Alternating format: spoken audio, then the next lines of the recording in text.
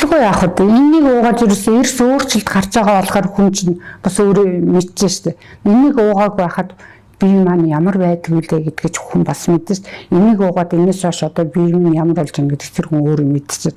Хөнгөн шингэн болж байна. Даралтны айхтар ингээ 170 мал хүрхэ болж байна. Тэгэхээр чинь маш их үр дүнтэй л байгаа байхгүй юу? Одоо тэгээд намайг ингээд хөнгөн шингийн ингээд явахаар манай хүүхд ээж ирүүлээ гэж бодож байгаа шүү дээ. Гэхдээ энэ чинь энэ уурганы л ач тус шүү дээ. Тэгэхгүй бол одоо энийг мэдээгүй уугааг бол тэгээд үлдвэгээл хүүхдүүдэд зоогох юм шүү дээ. Тэгэхээр ч одоо ингээд одоо ч бараг намайг чинь нэг залуу хөш ээж тэгээрээ ээж ингэрээ л гэдэг.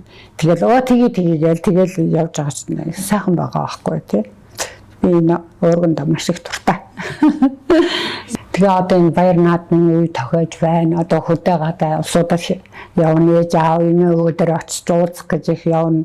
Тэгээд хөгшчүүлдэ ээж аавдаа өвөөмөдөө бол хамгийн гоё бэлэг нь энэ ангар уургийг авчиж бэлгэлээсэ гэж л одоо би хүсэж байна да. Тий.